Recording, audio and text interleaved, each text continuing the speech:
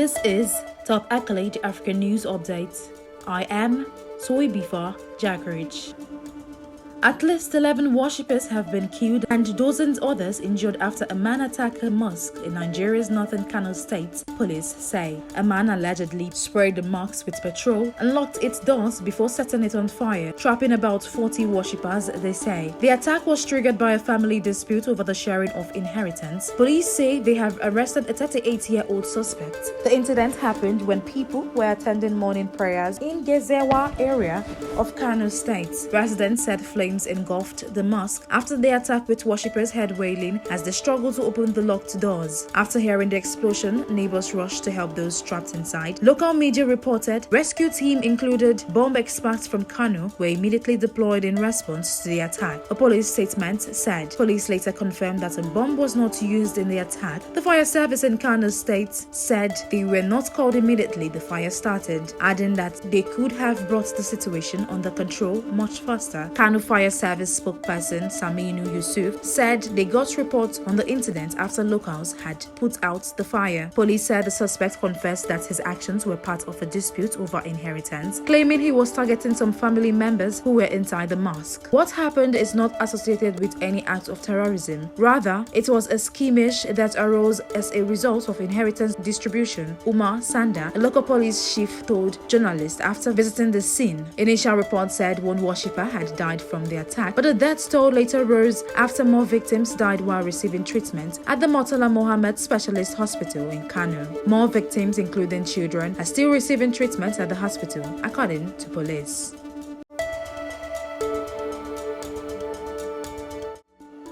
There are reports of heavy fighting and shelling in the city of El Fasher in Sudan's Darfur region. Since mid-April, the city has been besieged by the paramilitary Rapid Support Forces (RSF). Fighting with the Sudanese army escalated on Friday, and since the medical workers say more than 50 people have been killed and around 400 wounded. The UN says the fundamental law of war and international humanitarian law are being violated every day during the fights for control of El Fasher. It says appeals for the protection of civilians have been ignored. The city is a refuge for hundreds of thousands of civilians displaced by fighting elsewhere.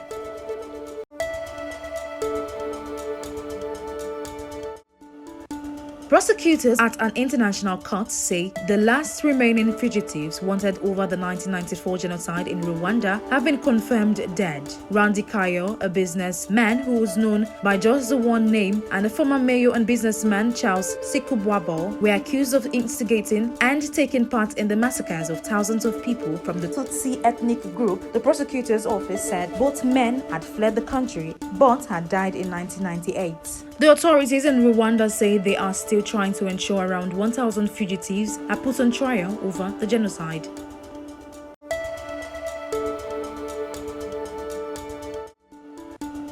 Child soldiers were used by an Islamic State-linked group to attack and plunder a town in northern Mozambique. A Human Rights Watch HRW report has said. The charity said boys as young as the age of 13 raided Macomia town in Cabo Delgado province on 10th May. However, it is not known whether the children fought against government armed forces. The Al-Shabaab raid sparked heavy fighting over the group targeted government forces and also looted warehouses and shops. Human Rights Watch heard from witnesses that dozens of boys were among the Al-Shabaab fighters carrying ammunition belts and AK-style assault rifles. Two members of a family said they saw their 13-year-old nephew among the group's members. Al-Shabaab should immediately release all children in their ranks and stop any further recruitment. Residents and aid workers told the aid agency that dozens of fighters arrived in Macomia at about 4:00 local time on May 10th. The International Organization for Migration said the fighting, which started on May 10th and ended on May 12th, resulted in more than 700 people fleeing. Human Rights Watch say the Al-Shabaab armed group has used children to fight for years, citing their reports in 2021 where kidnapped boys were said to fight government forces.